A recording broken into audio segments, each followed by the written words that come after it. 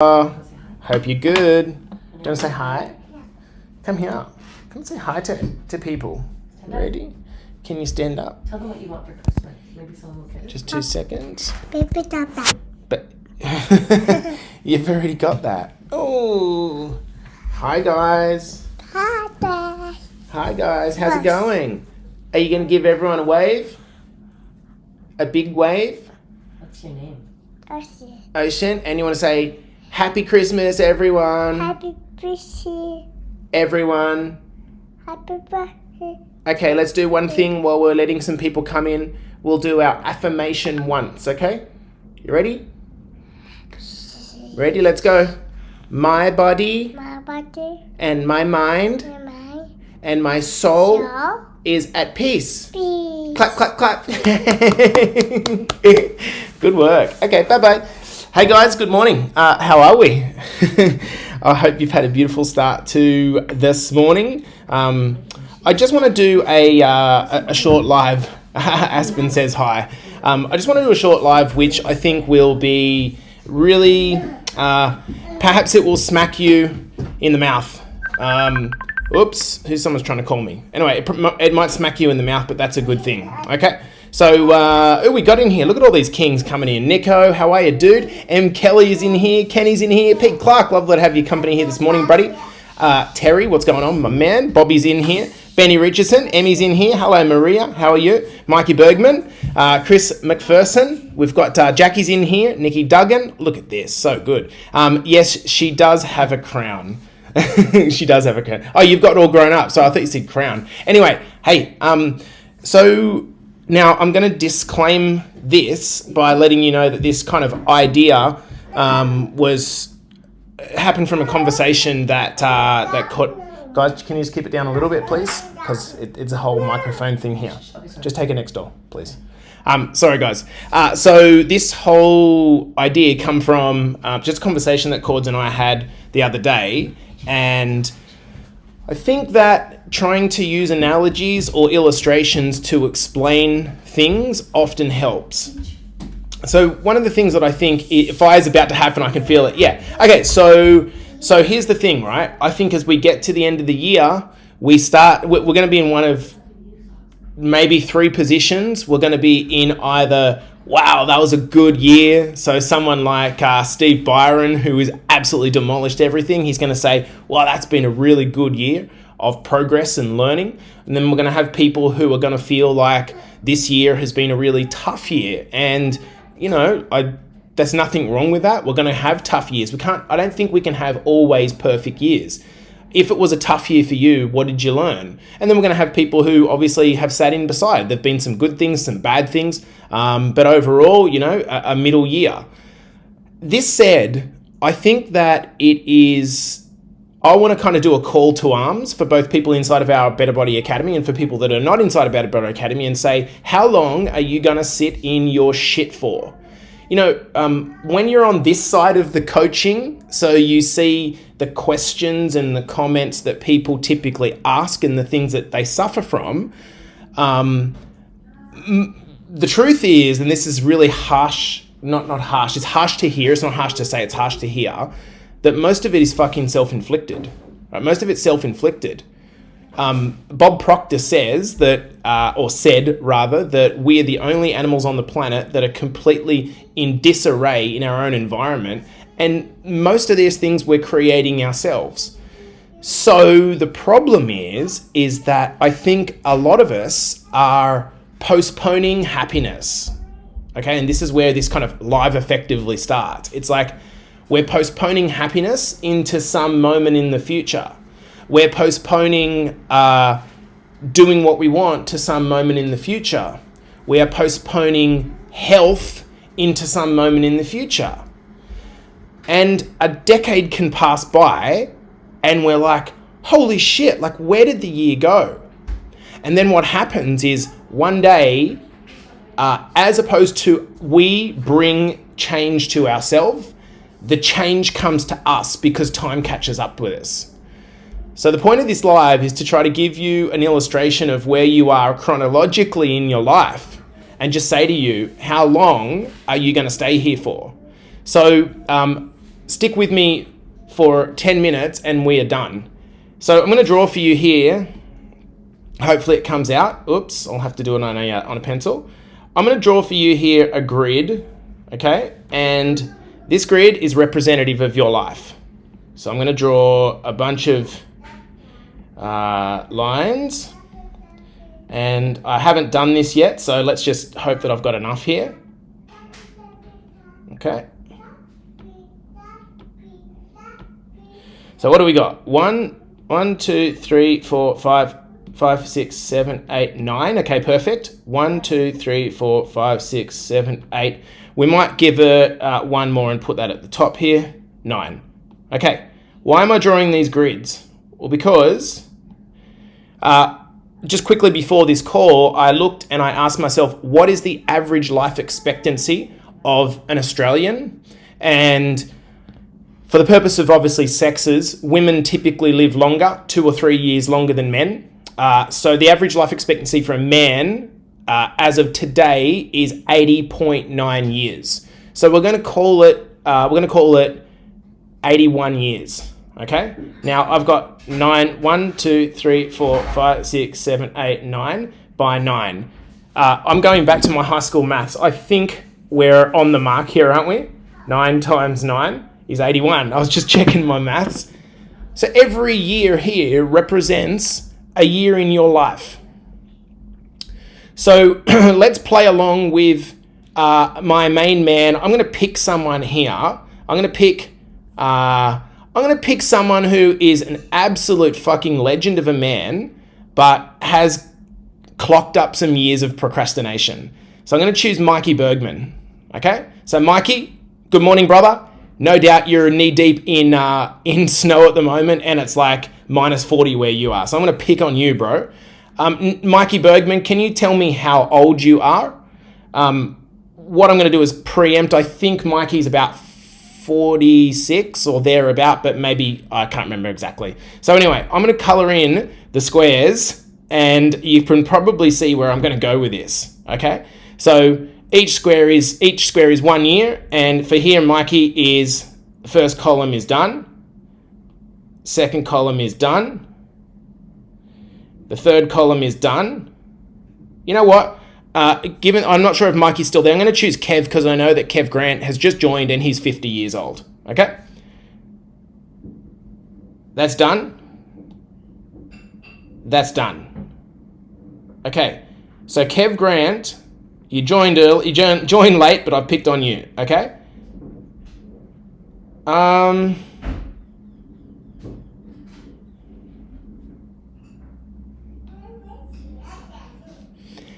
So, does this hit anyone fucking square between the eyes?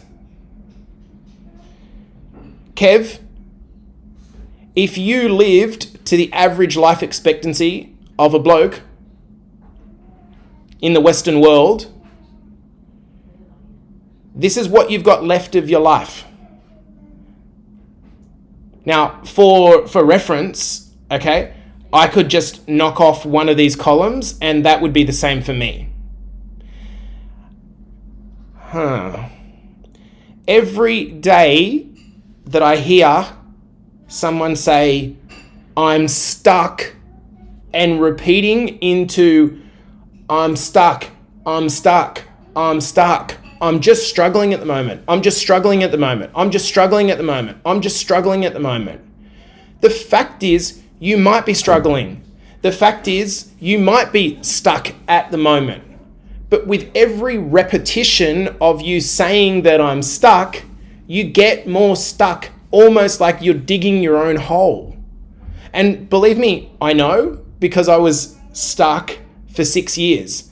I was stuck in a position where I went to work, I knew I could do more. It didn't matter how hard that I worked, I got paid the same amount of money, and I was stuck. And I come home and I put a smile on my fucking face, right? Told people I was a coach, but the truth is I earned $2,000 in 3 years. Like, I was stuck in exactly the same way. And it wasn't until I got my ass kicked, and my ass kicked came in the form of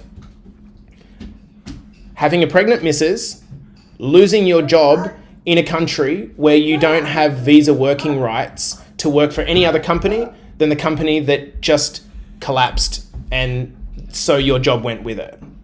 Now, that wasn't a life or death situation. For most guys and most girls, this ass kick comes in the way of one of these few things: heart attack, diabetes, cancer, some form of chronic disease. And when that happens, there's one thing that's going to happen. The only thing that's going to matter in your life is your health. The only thing that's going to matter. And you will prioritize, it'll go from being the third, fourth, or fifth priority in your list to being absolutely number one, above your work, above your kids, above everything in life. Why? Because fulfilling whatever potential that you want to do in your work as a parent is pending you having your health. Health should be the bottom of the base of your house. And if it's not, what's going to end up happening is your ability to be a great parent, your ability to be a great employee, be a great boss, be a great dad, be a great entrepreneur is going to fall over if your health falls over with it. My whole mission in life is to get people to realize that each one of these squares that passes by year by year, you will never get back, ever. Now, interestingly, with improving your health, someone like Kev, who, was 30 kilograms over where he wanted to be honest, the chances of Kev making 81 years old with that level of fat on his heart is pretty low. The stats are pretty clear. What you've done, Kev, this year, I think, is you've gone from having not have this column even here to adding that final column on. And what I want to propose is, rather than leaving this live in a way that sounds, negative or what have you, what about this? What about we take a different perspective into 2023? Because so many of us are so caught in needing to win short term. And I get it, because winning short term helps give you confidence to win medium term and long term. You should absolutely want to lose, the first 10 kilos or the first 5 kilos. Absolutely. However, if you want a coach, right, who is going to play around in short-term wins for you, then I'm not the person. I'm not the guy that's going to say to you, yeah, you need to join up for our program so that you lose 50 kilos in the first 2 weeks of next year. There are plenty of dickheads out there in the industry that are going to sell you on that promise. What I'm going to say to you is that you don't need me, actually. You don't need me if you've got a system to follow, a strategy, and you've got a support structure.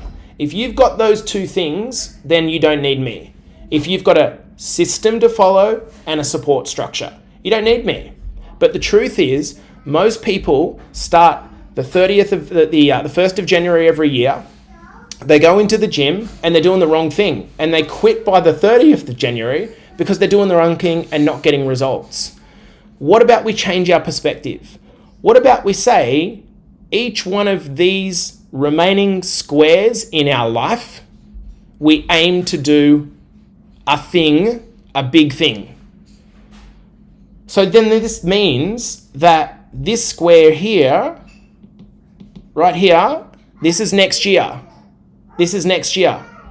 So the question is, you've got one box to tick, and it's this one here. Right? It's this one here. What are you going to do next year? What about we make our goal around next year?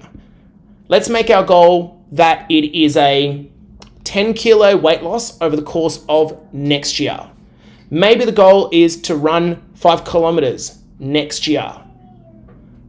We need to get this blend right between short-term wins for confidence and long-term wins for sustainability and viability over the long term. What I know is that if you've lived all of this period of your life, minus say the first 15 years when you're a kid, if all of the rest of this period of your life you've lived a certain way, and then you think that you're going to come into any fitness program in the world, and in the first 3 months, just delete everything that you've done here, you're absolutely fucking kidding yourself. And there's a bunch of people that you're going to see coming into this New Year's period. They're going to try to sell you on short-term fixes. It's never going to work.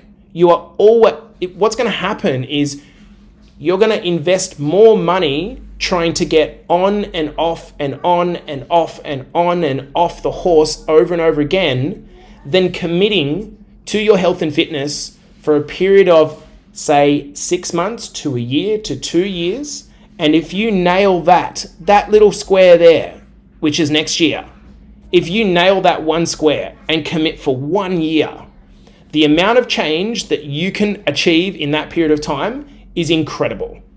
You look at someone like Steve Byron that I just posted about, who is 30 kilos down. He's regained the love for himself. He's feeling top of the world. He's lifting in the gym. His relationship with his daughter is an all-time high.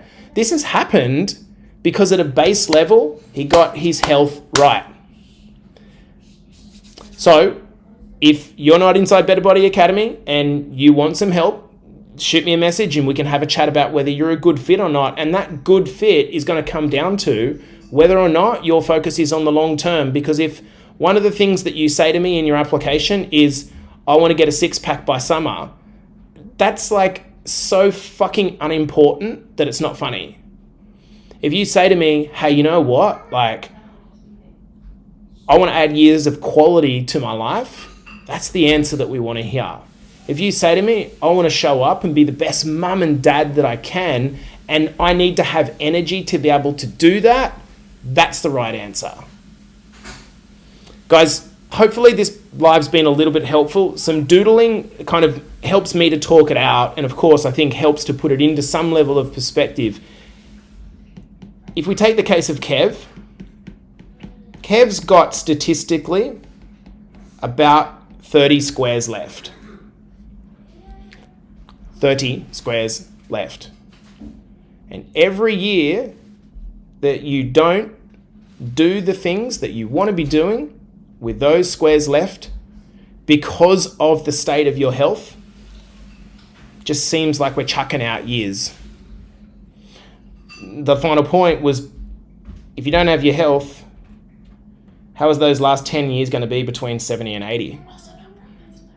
No one thinks about that, right? Because it's too far off. Hopefully this has been helpful.